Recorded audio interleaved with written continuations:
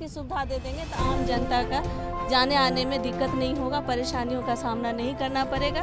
और माननीय मुख्यमंत्री जी नीतीश कुमार जी तो आप जानते हैं निरंतर इस बात का ध्यान रखते हैं कैसे आम जनता को सुविधाओं को हम लोग पूर्ति करें।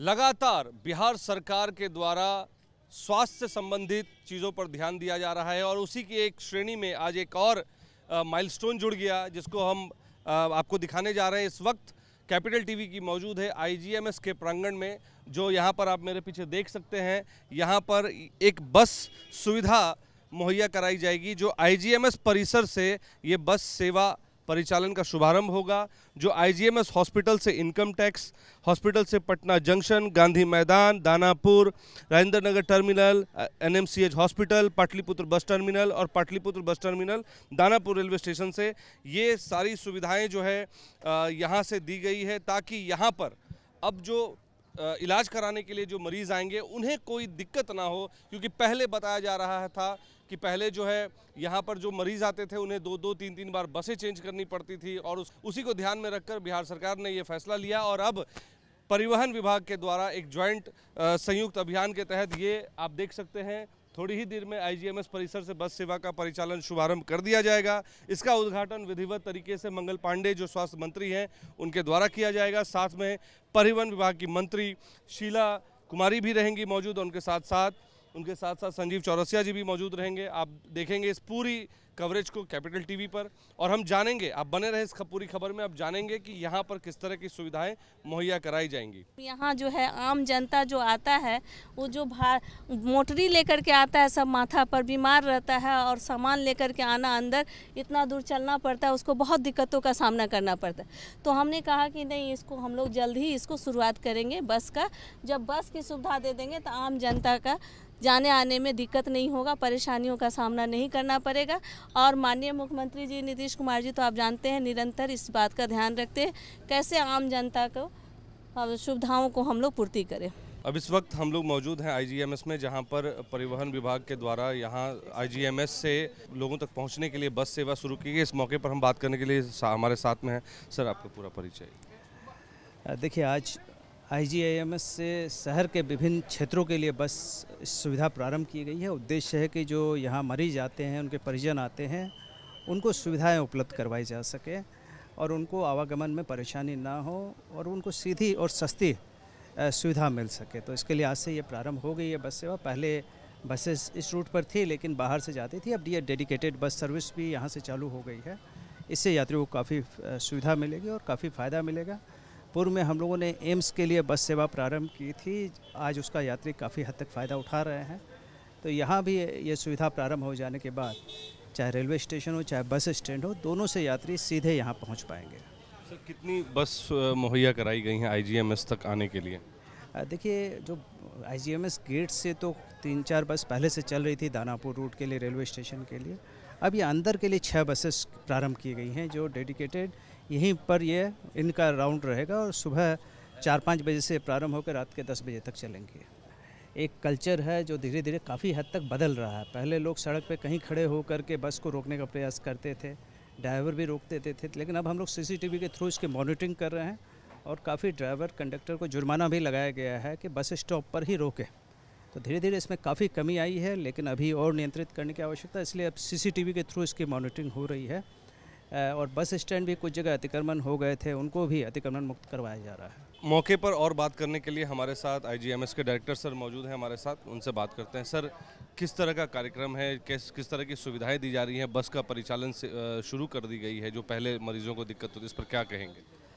मरीज़ की भीड़ लगातार आईजीएमएस में बढ़ रही है। हर जगह से मरीज आते हैं, चाहे वो रेलवे स्टेशन से हों, चाहे वो बस स्टैंड से हो, चाहे वो पाटलिपुत्र स्टेशन हो, मेट पंक्ता जंक्शन हो, राजेंद्र नगर स्टेशन हो या बैरिया बस स्टैंड हो। तो लोगों को असुविधा होती थी। डायरेक्ट बस नहीं रहने से 2 बस चेंज करके आना पड़ता था और उस पर क्या होता है कि जब वो ऐसे ही दुखी हैं और इससे और दुखी हो जाते थे, तो हम लोगों ने जो रिक्वेस्ट किया था बिहार सरकार से, ट्रांसपोर्ट डिपार्टमेंट से और अपने हेल्थ डिपार्टमेंट से, कि हमें स्पेस की दिक्कत नहीं है, हमारे पास जगह है, हम बढ़िया बस स्टैंड बना के दे सकते हैं। ज़रूरत है तो बस सिर्फ यहाँ लाने की, और वही आज जो हम लोग की दिल की इच्छा थी और भगवान को जो मंजूर था, आज वो सफल रहा। अब मरीज को अब कहीं से आने जाने में कोई सुविधा नहीं, पटना किसी छोर से भी आ सकते हैं। हमने रिक्वेस्ट किया है माननीय मंत्री जो ट्रांसपोर्ट मिनिस्टर शीला मैडम से कि वो एम्स से भी पटना के लिए IGMS के लिए एक बस चला, क्योंकि बहुत सारे मरीज तो यहाँ से वहाँ जाते हैं या वहाँ से यहाँ आते हैं, उनको भी बस वगैरह चेंज करना पड़ता, तो वो सुविधा भी जल्दी हो जाएगी, ऐसा मैडम ने बताया है। तो मरीजों को सहूलियत होगा। और यही नहीं, यहाँ से अस्पताल के अंदर में जाने के लिए भी बहुत जल्दी हम लोग 16 सीटर जो बस होता है इलेक्ट्रिक बस, वो दे रहे हैं, ताकि अंदर भी मरीज को फ्री में आने जाने का मौका मिल सके और बाहर से किसी का दिक्कत नहीं हो। सर, देखा जाता है कि कई बार सुविधाएं तो दी जाती हैं, बट फिर भी बसों की किल्लत होती है, तो क्या ये जो सुविधा दी गई है ये पूरी कर रही है उन दिक्कतों को? क्योंकि पहले भी काफ़ी सारी बस सेवाएं दी गई, एम्स में भी दी गई, लेकिन हम लोग भी कोशिश करेंगे कि जितनी सुविधाएं दे सकते हैं देंगे। सरकार भी अपनी तरफ से प्रयास कर रही है, और ये तो एक शुरुआत है। मुझे नहीं लगता है कि किसी को भी यहाँ अगर आने में असुविधा होगी तो सरकार उस पर ज़रूर सोचेगी और ज़रूर पूर्ण करेगी। बहुत बहुत धन्यवाद आपका हमसे बात करने के लिए। देखिए, इस वक्त IGMS के कैंपस में मौजूद हैं और यहाँ पर हमारे साथ डिप्टी डायरेक्टर सर भी मौजूद हैं, उनसे भी बात करेंगे। सर, किस तरह का प्रोग्राम रहा और क्या उम्मीद लग रही है कि अब जो है यहाँ पे पीड़ित आएंगे मतलब इलाज कराने के लिए, उनको कितनी सहूलियत हो सकती है? नहीं, मरीजों के आने जाने में मरीजों का आना जाना भी बहुत इम्पोर्टेंट होता है कि वो सहूलियत के साथ आएँ, अपने सुविधाओं का लाभ उठाएं और फिर घर जाएं। यही हमारी प्राथमिकता है कि वो कम से कम समय में उच्चतम इलाज उनको मिले और वो पुनः अपने घर पे स्वस्थ होकर करके जा सके। उसी क्रम में ये बसों की जो श्रृंखला को जोड़ा गया है और अंदर भी जो बसों को चलाने की बात हो रही है वो किया जा रहा है, ताकि मरीज हमारे सुरक्षित रहें, स्वस्थ रहें और जितना आराम से आकर कर करके सुविधाओं का लाभ उठा सके वो किया जा रहा है। और माननीय स्वास्थ्य मंत्री और परिवहन मंत्री ने इसका आज उद्घाटन किया। बहुत शुक्रगुजार है कि उन्होंने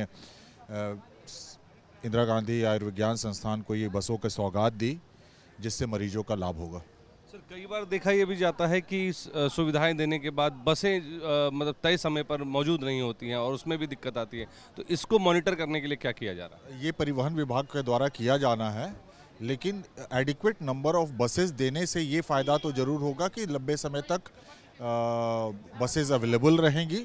और मुझे लगता है कि हम लोग भी अपनी तरफ से कोशिश करेंगे कि बसों की जो उपलब्धता है वो सुनिश्चित होती रहे, और इस संबंध में अगर कोई परेशानी आएगी तो परिवहन विभाग को जरूर बताया जाएगा ताकि ये सुविधा को बहाल रखा जा सके। धन्यवाद। बहुत बहुत धन्यवाद हमसे बात करने के लिए। तो देखिए, बिहार सरकार निरंतर प्रयास कर रही है स्वास्थ्य से जुड़े मसलों पर कि ज़्यादा से ज़्यादा जो मरीज़ होते हैं, जो इलाज कराने के लिए IGMS या एम्स जैसे बड़े संस्थान तक आते हैं, उन्हें कोई दिक्कत ना हो। इसीलिए परिवहन विभाग के साथ एक जॉइंट ऑपरेशन के तहत ये कार्यक्रम किया गया और इस कार्यक्रम के तहत ये सेवाएं दी जा रही हैं कि बसों का परिचालन जो है विभिन्न जगहों से, चाहे वो स्टेशन हो, चाहे बस पड़ाव हो, जहाँ से यात्रियों को IGMS या एम्स जैसे संस्थान तक जाने की दिक्कत होती है, तो IGMS के लिए IGMS कैंपस से ये सुविधा अब मरीजों तक जाएगी, जिसकी वजह से आसानी से और बहुत कम समय में IGMS तक मरीज पहुंच सकेंगे और सही उपचार